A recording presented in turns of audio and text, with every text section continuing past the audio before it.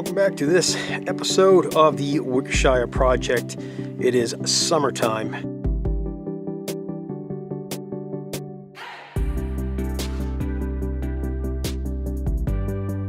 And things are growing on here. We haven't been on in a few weeks because it was getting a little redundant. And I'm going to show you, an inch of growth. Last year we lost a video at about this time when everything was starting to grow. Actually a month after this, where we were harvesting things. So I'm going to flip this camera around and show you how much everything has gone kavoom, has grown.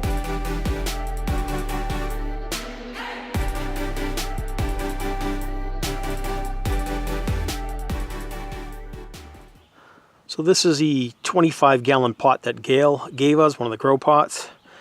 One of the neighbors had a bunch of strawberries. So when you transplant them, they go into shock. All the old leaf sets die out.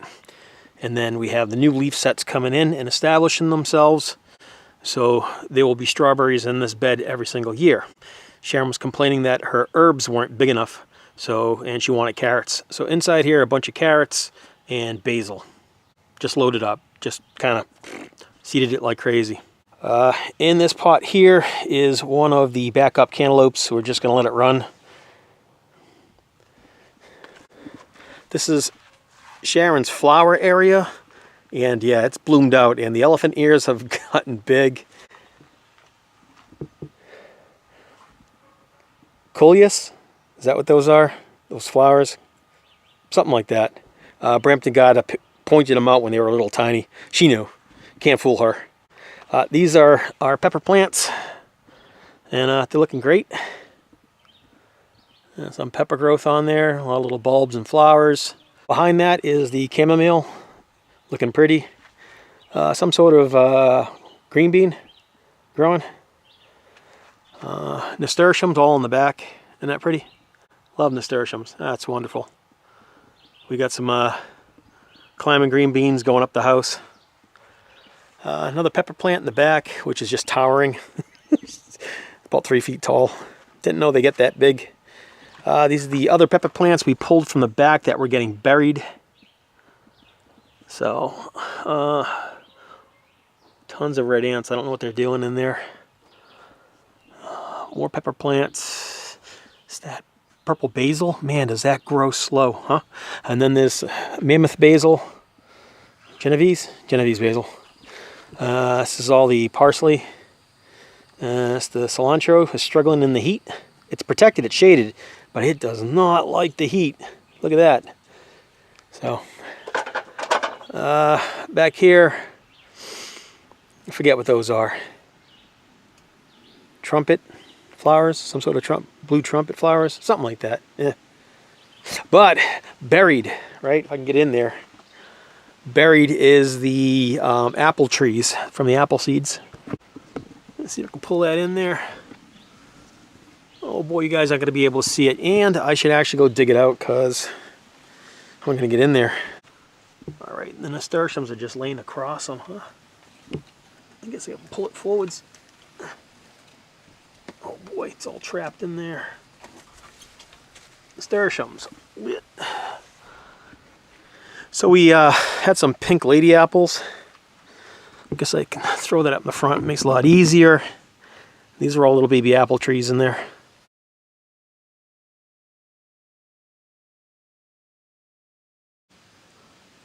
Is that the seed top? Yeah, apple seed. There you go. Not stratified or anything. They were rooting inside the fruit. And yeah, these little apple seeds decided to grow. So we got some rootstock for next year. Hopefully this gets about maybe 2 or 3 feet high. And then every year it puts on about a foot. So looking forward to that, having some rootstock. We'll grow them out. They produce apples in a few years. Hopefully they're a dwarf variety. I'm not sure. I'll have to go look up pink ladies. Let's see what type it is. So it's either going to produce fruit in a couple of years, or if it's not a dwarf type, it'll be rootstock. We'll figure it out. This mess is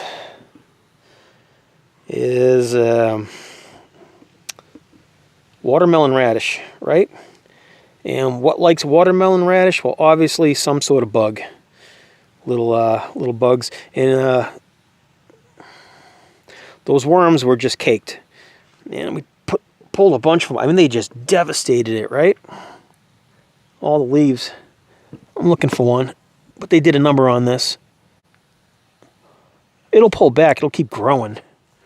But the watermelon radish. Oh, boy. There you go. There's a little bulb down in there. Oh. Hummingbird. Right over my head. And that's basically, I don't know if we're feeding the hummingbirds or we're feeding the red ants.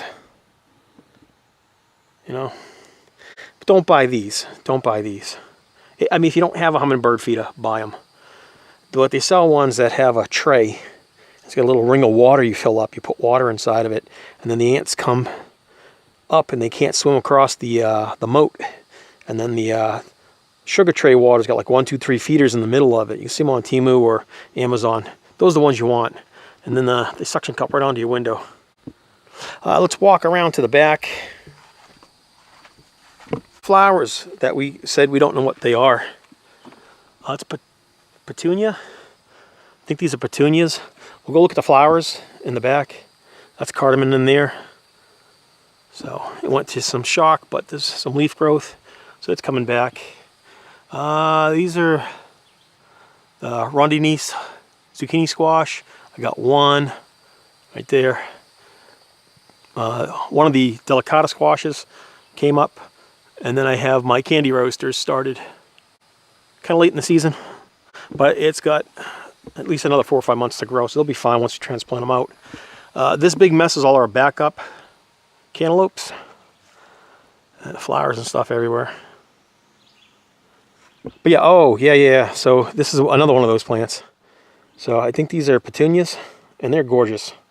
Isn't that pretty? Sharon wanted flowers, so that's what we got. We got flowers. Bush beans. Big old lemon balm, right? Is that lemon balm? Kind of just rub the leaf. It smells like it, right? It's got a little tinge to it.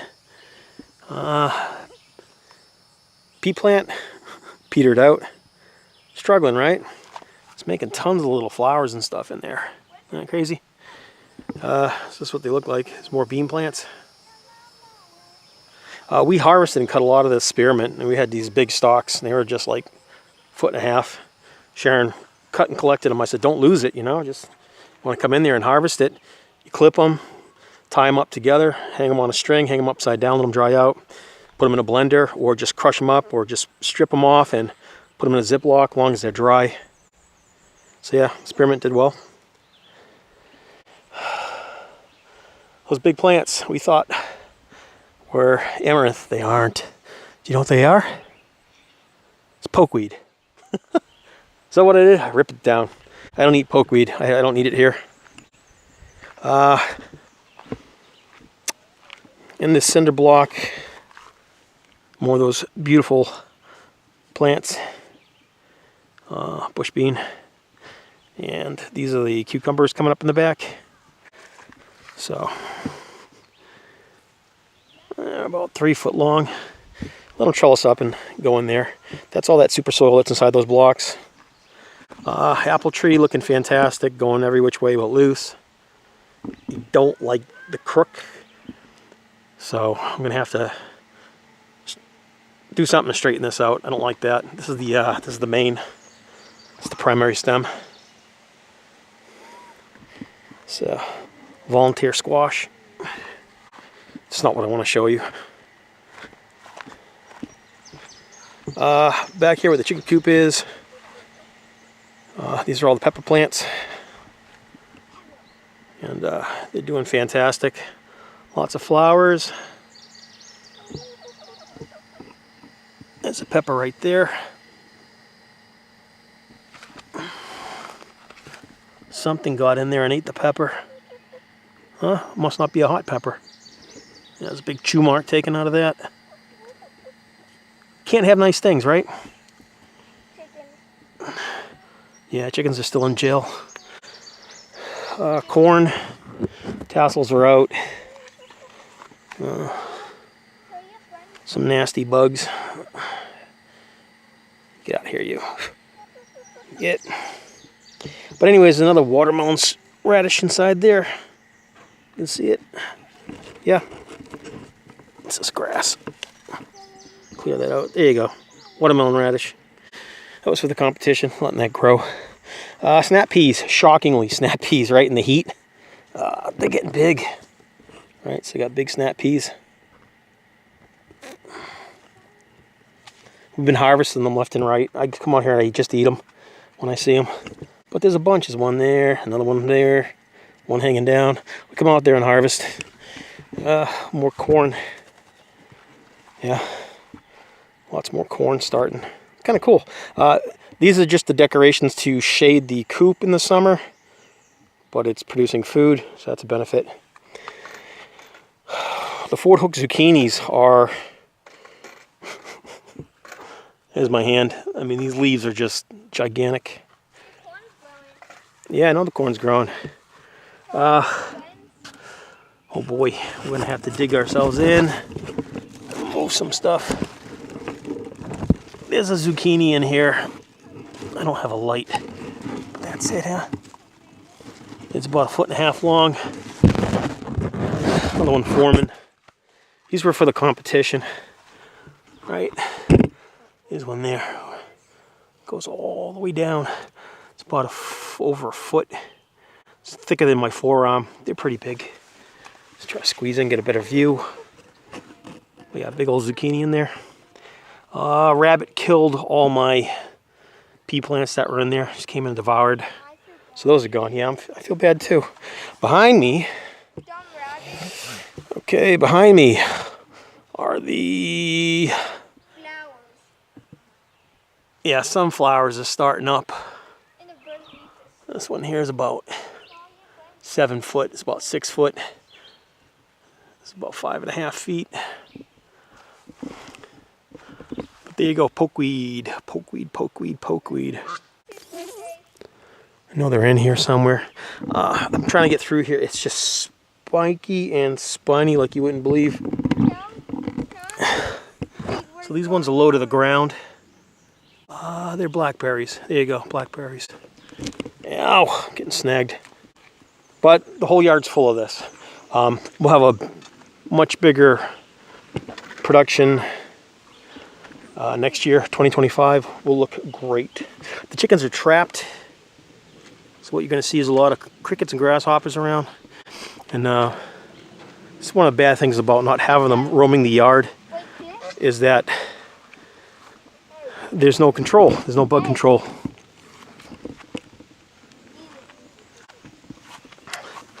Tomatoes. We added some shade. They're taking a beating. So when you get them in the grow pots, you get them on a black mat, and you live in Tennessee and it's hot out, you got to have some shade cloth. At least 40 to 60%. Inside here, the tomatoes are starting to fruit up. You see there's a bunch of them, right? A couple more. Bush beans, looking cute. Little tiny thing right there, starting to happen. Eggplants are pretty big. You can't even see the grow bags anymore. That's how much this stuff has grown. I know I'm moving around fast. I'm just trying to film and get something out to you guys. But there's the eggplants. The flowers are happening. Those other things that I didn't know what they were. I'm pretty sure they're petunias. Some sort of petunia. Brampton gardener would know. There you go. It's a better. They're gorgeous inside. It's, one of the backup cantaloupes just running. Just gonna let it do its thing. This is the tire with the watermelon plant. I'll show you what that looks like in a second. What's crawling up here? I forget. Something that's vining that we want. More of those bush beans. So the watermelon is now, I don't know, 8-9 foot.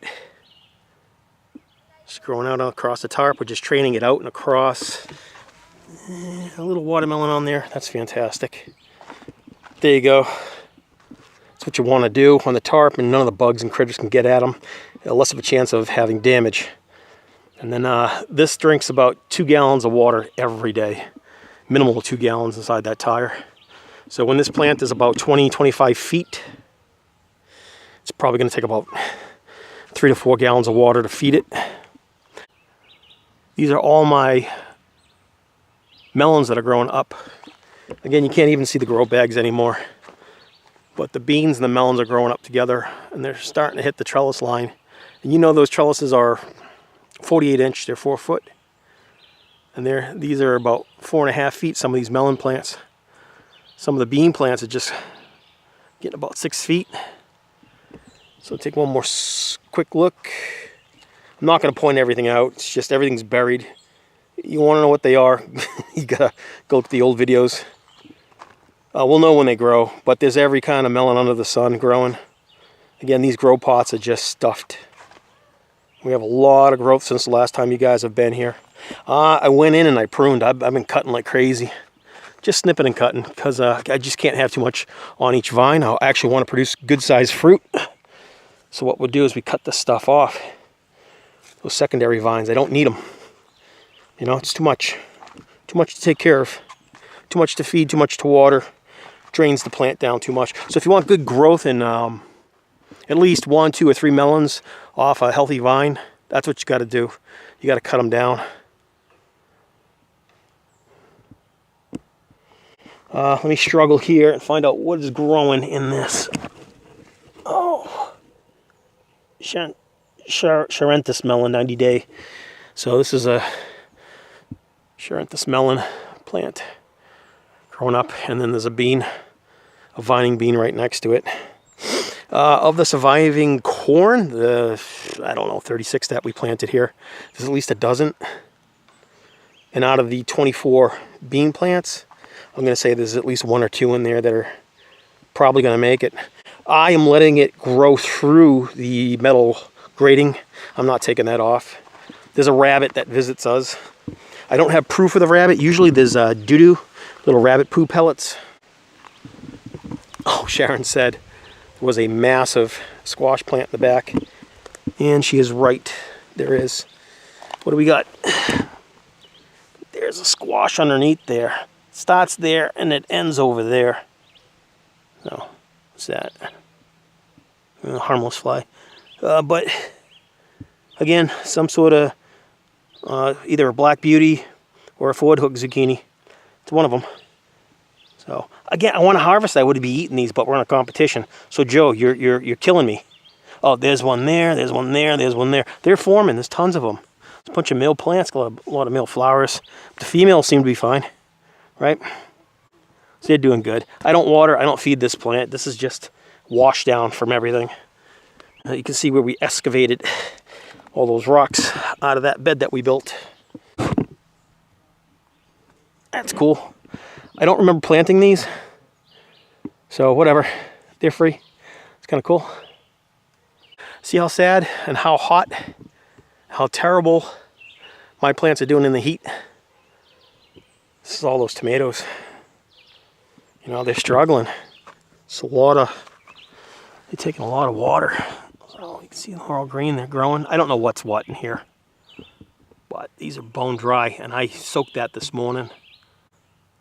So every pot looks like that. You can see I cleared out the stems all the way up. See, it's a nice clean stem for the first foot. You got to do that. You want to focus the plant on the growth, but it's kind of spindly. And what we've been doing is leaning them and tying them up to everything. Check out this tomato plant, whatever that is. It's bearing fruit. A lot more fruit in there. It's the other tomato plant. It's bearing fruit. This plant is gorgeous. I don't even know what these are. I'm trying to see if it's bearing fruit yet. Most of them are, so yeah, it is. There they are. Really pretty. That's a tomato, yeah, gorgeous. Some sort of beefsteak. But whatever it is, it's a pretty tomato plant. It doesn't look like the rest of them. The rest of the tomato plants, they got this, you know, this little spaced out kind of thing going. killing mosquitoes left and right. But this, look how pretty these are. This is a gorgeous tomato plant. When we harvest this, we'll have to go look back and through and see what these are. They're pretty to grow. Not only do you grow a tomato for the tomato, you grow the plant because it's beautiful. It's a real pretty tomato plant. Never seen anything like it. Yeah, the ducks. Bean plant just going crazy. This is our eggplants. They're flowering, right? See, they're looking all right. You know, wimpy and sad, and needs a lot of water. And I watered like crazy. There's moisture in there, but the heat is killing it. This is between that and the flea beetles, right? See them, guys? Flea beetles. They're all over the place. I'm learning to live with them. I come out here, I disturb them, I knock them around. Thanks for watching this episode of the WickerShire Project, and we hope to see you soon. Keep on growing.